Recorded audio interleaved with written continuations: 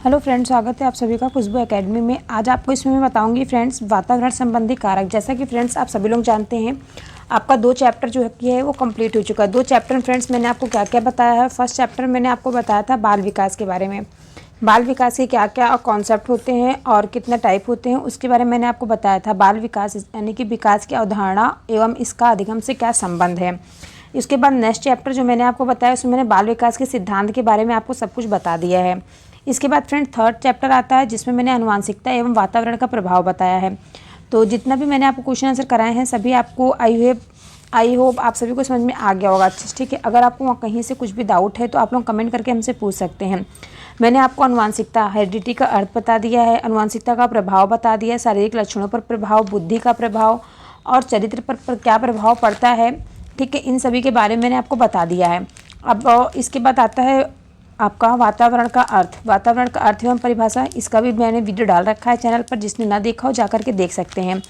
और जिसमें फ्रेंड्स मैंने वातावरण का जो अर्थ एवं परिभाषा उसमें बताया था, मैंने वातावरण पर प्रभाव बताया था, बच्चों के ऊपर वातावरण का क्या प्रभाव पड़ता है। ठीक है, तो इसके बारे में मैंने आपको उसका शारीरिक अंतर का प्रभाव बता दिया था, प्रजाति की श्रेष्ठता पर प्रभाव, व्यक्तिगत पर प्रभाव, मानसिक विकास पर प्रभाव और बालक पर बहुमुखी प्रभाव, ये सभी मैंने आपको बता दिए थे अच्छे से। ठीक है, तो इसके बाद फ्रेंड्स आज की जो क्लास में मैं आपको बताने जा रही हूँ ये है वातावरण संबंधी कारक क्या क्या है।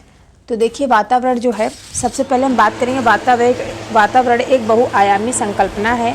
यह व्यक्ति को जन्म से लेकर के मृत्यु तक प्रभावित करता है। बालक की सामाजिक एवं आर्थिक स्थिति का प्रभाव उसके जीवन के संपूर्ण भाग पर पड़ता है। शहरी एवं ग्रामीण बालकों के बीच विकास के अंतर के संदर्भ में इसे समझा जा सकता है। अगर हम बात करें जैसे शहरी बालक की तुलना में जो ग्रामीण की जो गांव के बच्चे हैं, गांव की जो बच्चे हैं उनका जो परिवेश है, उनके बालकों में के सामाजिक, मानसिक, सांस्कृतिक तथा व्यवहारिक विकास में भिन्नता दिखती हैं। माता पिता से प्राप्त जो आनुवांशिकी गुण भी बालकों को प्रभावित करते हैं।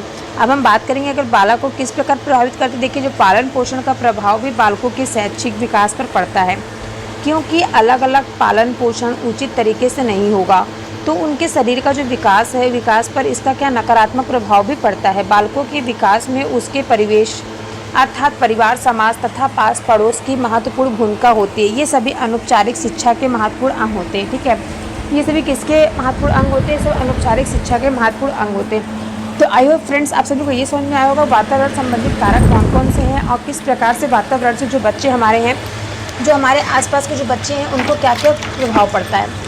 ठीक है, अब चलिए इसके आगे हम बात करते हैं। यहाँ तक आप सभी को समझ में आ गया, आगे बढ़ें। तो आगे देखिए फ्रेंड्स, यहाँ पे दिया गया है वातावरण से संबंधित कारकों का वर्णन किस किस प्रकार से किया गया, निम्न प्रकार से कौन कौन से प्रकार से किया गया उसके बारे में हम यहाँ बात करेंगे। तो फर्स्ट आपका आता है फिजिकल, ठीक है, भौतिक फैक्टर। उसके बाद नेक्स्ट आता है आपका सामाजिक फैक्टर। ठीक है, थर्ड आता है आपका सामाजिक फैक्टर के बाद थर्ड आता है आपका इकोनॉमिक फैक्टर एंड फोर्थ आता है आपका कल्चर फैक्टर, जिसको सांस्कृतिक फैक्टर कहा जाता है। तो भौतिक कारक क्या है, फिजिकल फैक्टर क्या है, इसके बारे में हम चर्चा करते हैं। देखिए, सबसे पहले मैं आपको बता दूं जो फिजिकल फैक्टर है इसके अंतर्गत क्या होता है, जो प्राकृतिक एवं भौगोलिक परिस्थितियाँ आती हैं, मनुष्य के विकास पर जलवायु का प्रभाव पड़ता है। जहाँ अधिक सर्दी पड़ती है या जहाँ अधिक गर्मी पड़ती है वहाँ मनुष्य का विकास एक जैसा नहीं होता है। ठंडे प्रदेशों के व्यक्ति जो होते हैं वो सुंदर होते हैं, गोरे होते हैं, सुडौल होते हैं, स्वस्थ एवं बुद्धिमान होते हैं जहाँ पर ठंड पड़ती है। अब देखिए यहाँ पे बात हो रही है, धैर्य भी इनमें अधिक होता है, जबकि गर्म प्रदेश के जो व्यक्ति होते हैं काले होते हैं, चिड़चिड़े होते हैं तथा आक्रामक स्वभाव के होते हैं। तो देखिए फ्रेंड्स, अगर हम एग्जाम्पल में बात कर लें, अगर अपने ही आप यहाँ पे देख लीजिए, अपने घर की अगर बात कर लीजिए, अगर देखिए गर्मियों के दिनों में अगर लाइट जो होती है कभी कभी कट जाती है, वो 4 से 5 दिन 8 दिन लाइट नहीं आती है, तो वहाँ पर क्या होता है, एकाएक आपको देखने को मिलेगा घर के लोगों के अंदर चिड़चिड़ापन होने लगता है या फिर उनकी तबीयत में थोड़ा सा मतलब उतार चढ़ाव देखने को आपको मिलेगा। तो वही फ्रेंड्स यहाँ पे बात कही है, भौतिक प्रभाव बहुत ही ज़्यादा फैक्टर जो है आपका फिजिकल फैक्टर जो है वो बहुत ही ज़्यादा प्रभावित करता है। ठीक है, बहुत ही ज़्यादा प्रभावित करता है। किस प्रकार से प्रभावित करता है, अगर आप ठंडी के दिनों में देख ले बहुत अधिक ठंड पड़ रही है, अगर बच्चों को पहनने के लिए कपड़े नहीं मिले तो उनकी जो बॉडी होगी, बॉडी का टेम्परेचर क्या हो गिरने लगेगा और बच्चे बीमार पड़ जाएंगे। तो ये भी फैक्टर ही है एक प्रकार से। ठीक है, तो यही आपको यहाँ पे बताने की कोशिश की जा रही है कि इसके अंतर्गत क्या होता है, प्राकृतिक एवं भौगोलिक स्थितियाँ आती हैं। जिस प्रकार से मौसम रहता है उस प्रकार से क्या होता है, उस प्रकार से बच्चे लोग क्या करते हैं, कपड़े पहनते हैं। गर्मी के दिनों में ठंडे कपड़े, गर्मी के दिनों में कैसे कपड़े पहनाते हैं, क्या गर्म कपड़े पहने जा सकते हैं? नहीं ना। तो इसी प्रकार से यहाँ पे बताया गया है कि जहाँ जो ठंडे प्रदेश होते हैं वहाँ के जो व्यक्ति होते हैं वो गोरे होते हैं, और धूप में क्या होते हैं, इंसान काले हो जाते हैं ना। अगर आप धूप में 2 या 3 दिन लगातार धूप में अंदर बाहर कीजिए तो आपको खुद तो समझ में आ जाएगा कि क्या आपको फैक्ट देखने को मिलता है, ठीक है। जबकि अगर यहाँ पे जो सुडौल और स्वस्थ एवं बुद्धिमान होते हैं, ठीक है, और धैर्य भी इनमें अधिक होता है। जबकि जो गर्म प्रदेश के व्यक्ति होते हैं वो काले होते हैं, चिड़चिड़ेपन होता है उनके अंदर, और उनके अंदर आक्रामक स्वभाव भी देखने को मिलता है।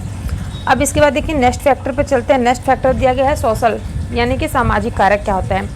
मनुष्य क्या है, मनुष्य एक सामाजिक प्राणी है, इसलिए उस पर समाज का प्रभाव अधिक दिखाई देता है। मनुष्य क्या एक सामाजिक प्राणी है और इस पर इसका अधिक प्रभाव दिखाई देता है। सामाजिक व्यवस्था, रहन सहन, परंपराएं, धार्मिक रीति रिवाज, पारस्परिक अंतःक्रिया और संबंध आदि बहुत से तत्व हैं जो क्या होते हैं, जो मनुष्य के शारीरिक, मानसिक एवं बौद्धिक विकास को किसी न किसी रूप से आवश्यक प्रभावित करते हैं। यहाँ पे क्या बताया गया है, जो मनुष्य एक क्या है, मनुष्य एक सामाजिक प्राणी है और उसका समाज में ही रहकर क्या होता है, उसका चौमुखी विकास हो सकता है। जिस प्रकार मैं आपको बता दूँ, कोई भी चीज़ का व्यवस्था, रहन सहन, वहाँ का परंपरा, वहाँ की जो बोली होती है, भाषा होती है, उससे क्या होते हैं बच्चे हूबहू मतलब क्या होते हैं, बच्चे देख के ही सीख जाते हैं। रीति रिवाज, पारंपरिक, अंतःक्रिया और संबंध आदि बहुत से तत्व होते हैं जो मनुष्य के शारीरिक, मानसिक एवं बौद्धिक विकास को किसी न किसी रूप से अवश्य प्रभावित करते हैं। तो आप लोग देखते होंगे फ्रेंड्स, अगर देखिए अगर घर में अगर 2 या 3 बच्चे हैं, मान लीजिए अगर आप क्लासरूम की बात कर लीजिए, अगर क्लासरूम में जो बच्चे हैं, बच्चा क्लास में क्या होता है, अगर 10 बच्चे हैं तो उसमें 2 या 3 बच्चों की जो बौद्धिक क्षमता होगी, उनका जो IQ लेवल होगा वो काफ़ी ज़्यादा हाई होगा, और 2-4 बच्चे ऐसे होंगे जिनका IQ लेवल एकदम 0 लो पे होता है। तो फ्रेंड्स सभी प्रकार के बच्चे आपको एक स्कूल में देखने को मिल जाते हैं, ठीक है। तो उस सभी बच्चों का जो है IQ लेवल तो आप चेक नहीं कर सकते हैं, लेकिन एक अनुमान लगाया जाता है। टीचर क्या करता है, बच्चों के IQ लेवल का पता करने के बाद ही उनको शिक्षा दे सकता है आगे, ठीक है। तो यही बात यहाँ पे बताई जा रही है। बहुत ही फैक्टर क्या होते हैं, फिजिकल फैक्टर और सोशल फैक्टर के बारे में। आई होप आप सभी को समझ में आ गया होगा कि वातावरण संबंधित जो कारक होते हैं बच्चों में किस प्रकार से, आपको 2 कारक मैंने बता दिए। इसके बाद मैं आपको 3rd कारक एंड 4th कारक बताऊंगी। 3rd में आपको इकोनॉमिक फैक्टर बताऊंगी एंड 4th में आपको क्या बताऊंगी, मैं आपको 4th में कल्चरल फैक्टर बताऊंगी, ठीक है। तो चलिए आगे बढ़ते हैं। यहाँ तक आप सभी को समझ में आ गया होगा, जिसको अगर ना समझ में आए तो कमेंट करके पूछ सकते हैं, ठीक है। तो चलिए नेक्स्ट आगे बढ़ते हैं। नेक्स्ट देखिए यहाँ पे दिया गया है आर्थिक कारक। इकोनॉमिक फैक्टर क्या होते हैं, तो देखिए अर्थ अर्थात धन से केवल सुविधाएं ही नहीं प्राप्त होती, बल्कि इससे पौष्टिक चीज़ें भी खरीदी जा सकती हैं, जिससे मनुष्य का शारीरिक विकसित होता है। आर्थिक वातावरण मनुष्य की बौद्धिक क्षमता को भी प्रभावित करता है। सामाजिक विकास पर भी इसका प्रभाव पड़ता है। तो देखिए किस किस प्रकार से, अगर देखिए अगर बच्चों के पास, बच्चे अगर अच्छे फैमिली से बिलोंग करते हैं तो क्या होगा, उनके पास अच्छी सुविधा होगी, अच्छे से अपनी पढ़ाई लिखाई कर सकते हैं, और उनका जो अगर उनकी शिक्षा की अगर हम बात करें तो वो क्या होंगे, अगर उनकी जो इकोनॉमिक अच्छी है तो ये किसी अच्छे स्कूल में जाके पढ़ाई करेंगे, और पढ़ाई करने से क्या होगा, उनकी जो मतलब किसी अच्छे स्कूल में पढ़ेंगे तो उनका हर तरीके से उनका अच्छा विकास होगा, उनको अच्छा खाना मिलेगा, अच्छा पहनने के लिए कपड़ा मिलेगा। अगर मान लीजिए वो बच्चे थोड़ा सा वीक फैमिली से बिलोंग करते हैं, ठीक है, अगर वो गरीब हैं तो क्या उनका उस, आप एक अनुमान लगा लीजिए, जो बड़े घर के बच्चे होते हैं उनसे और एक जो गरीब घर के बच्चे होते हैं उनसे, उन दोनों में क्या क्या डिफरेंसेस देखने को मिलती हैं। तो क्या ये डिफरेंसेस आपको पैसों की वजह से देखने को मिलती है, ठीक है। तो यही है फ्रेंड्स कि अर्थ अर्थात धन से केवल ना कि सुविधाएं ही प्राप्त होती हैं, बल्कि इससे क्या होता है, जो पौष्टिक चीज़ें खरीदी जा सकती हैं।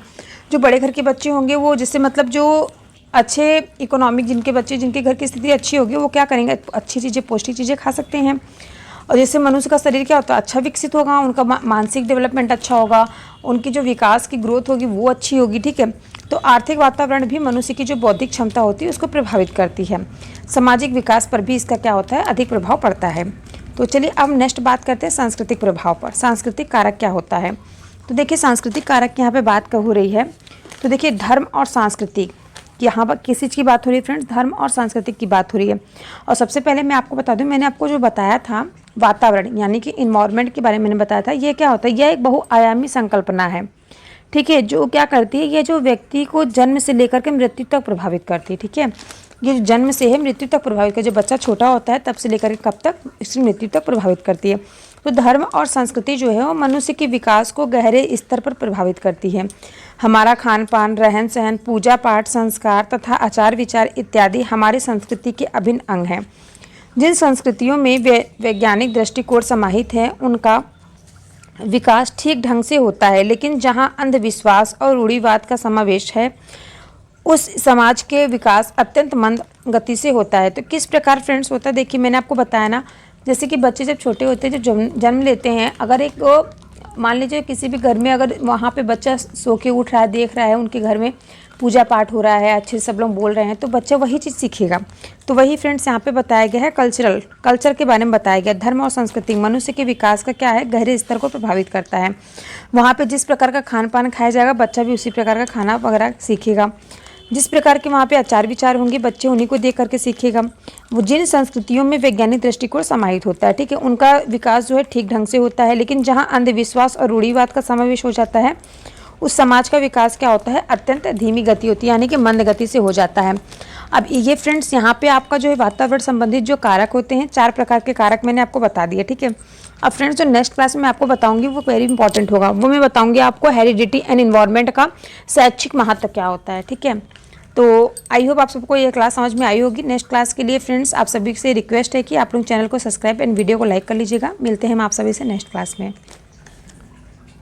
और आपको अगर कहीं से कुछ ना समझ में आ रहा हो तो आप लोग कमेंट करके हमसे पूछ सकते हैं, ठीक है।